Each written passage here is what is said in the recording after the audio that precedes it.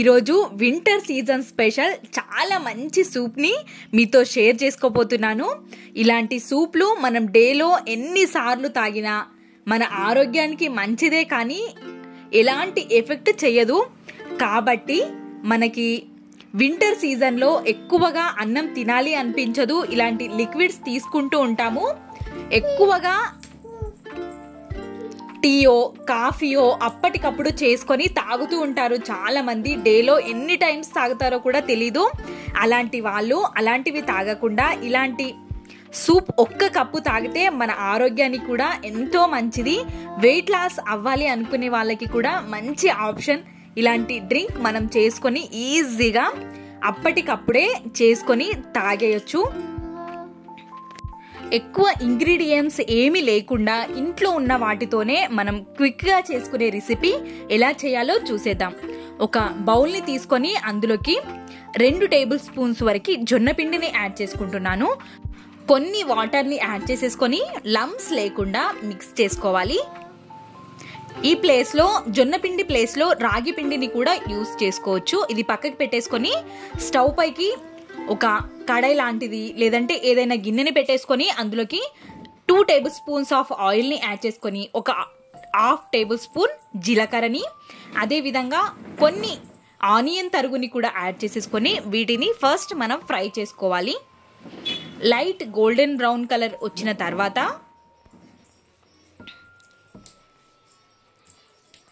ఇందులోకి మనం ఫ్రెష్గా పట్టి పెట్టుకున్న అల్లం వెల్లుల్లి పేస్ట్ని ఇందులో ఒక చిటికెడు వరకు యాడ్ చేసుకోవాలి. మనం కచ్చాపచ్చాగా దంచుకుంటే మధ్యలో మనకి తలుగుతూ ఘాటు ఎక్కువ ఉంటుంది అల్లంలో, కాబట్టి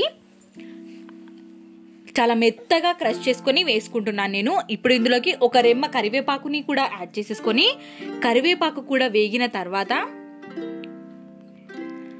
ఇందులోకి ఒక 2 టేబుల్ స్పూన్స్ వరకు క్యారెట్, ఒక 2 టేబుల్ స్పూన్ స్వీట్ కార్న్, అదేవిధంగా 2 టేబుల్ స్పూన్స్ వరకు స్ప్రింగ్ ఆనియన్స్, ఒక టమాటోని యాడ్ చేసేసుకొని మొత్తం అంతటిని ఒక్కసారి మిక్స్ చేసేసుకొని కొద్దిసేపు వేగనివ్వాలి. మనకి టమాటో అనేది సాఫ్ట్ అయ్యేంత వరకు మాత్రమే.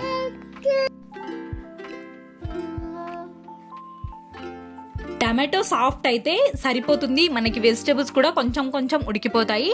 ఇప్పుడు ఇందులోకి ఒక 1/2 టేబుల్ స్పూన్ వరకు పెప్పర్ పౌడర్ని యాడ్ చేసుకోవాలి. పెప్పర్ పౌడర్ లేకపోతే అప్పటికప్పుడు మన దగ్గర మిరియాలు ఇంట్లో ఉంటాయి కదా, వాటిని కచ్చా పచ్చగా క్రష్ చేసుకొని వేసుకున్నా సరిపోతుంది.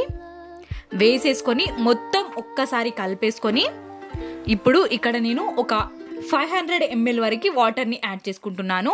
ఇక్కడ నేను ఇద్దరికి సరిపడా 2 గ్లాసెస్ వరకు సూప్ని ప్రిపేర్ చేస్తున్నాను కాబట్టి ఒక 500 ml సరిపోతుంది. మీరు ఎక్కువగా ప్రిపేర్ చేస్తున్నట్టయితే డబల్ క్వాంటిటీలో తీసుకోండి, కరెక్ట్గా సరిపోతుంది. ఇప్పుడు ఇందులోకి టేస్ట్కి సరిపడా సాల్ట్ని యాడ్ చేసేసుకోవాలి. ఇప్పుడు మొత్తం అంతా కలిసే వరకు ఒక్కసారి మిక్స్ చేసేసుకొని వాటర్ని మరగనివ్వండి. వాటర్ ఈ విధంగా మరుగుతున్నప్పుడు మనం జొన్న పిండిని ఎక్కడ లంప్స్ లేకుండా మిక్స్ చేసి పెట్టుకున్నాం కదా, దీన్ని యాడ్ చేసుకోవడమే. మనం 500 ml వాటర్కి ఒక 2 టేబుల్ స్పూన్ల పిండి అనేది కరెక్ట్గా సరిపోతుంది. మరీ ఎక్కువ చిక్కగా కాకుండా మరీ పల్చగా కాకుండా కరెక్ట్ క్వాంటిటీలో వస్తుంది మనకి సూప్ అనేది. కాబట్టి ఇక్కడ ఇలా మరిగించుకోవాలి. ఇలా మరుగుతున్నప్పుడు కొంచెం పైనుంచి కొత్తిమీరని కూడా యాడ్ చేసేసుకొని ఒక్కసారి మిక్స్ చేసుకొని ఇంకాస్త ఉడకనివ్వాలి. చూసారా, మరి గట్టిగా చిక్కగా కాకుండా మరి పల్చగా కాకుండా ఈ విధంగా ఉన్నట్టయితే మనం జొన్న పిండి యాడ్ చేసుకున్నాం కదా, ఇంకొంచెం థిక్నెస్ అనేది యాడ్ అవుతుంది. మనకి వెజిటేబుల్స్ కూడా ఉడికిపోతాయి.